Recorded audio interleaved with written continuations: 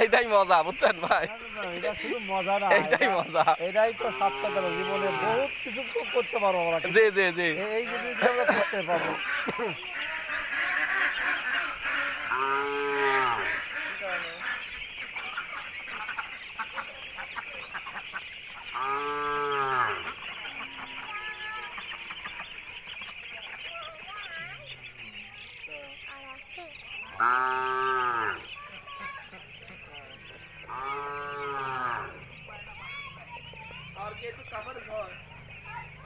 বিশটায় দেওয়া খাবার এক অক্ত পুরা 50টা করে এক এক ডিশ হাত ভাগে পড়তেছে বুঝছো, 50টা করে এক এক ডিশ ভাগে পড়তেছে, এক এক ডিশ তো ভরা,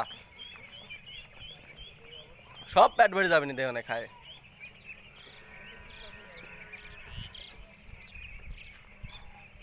তুমি আমাকে চেনো বেটা? হ্যাঁ, তুমি দেখছো?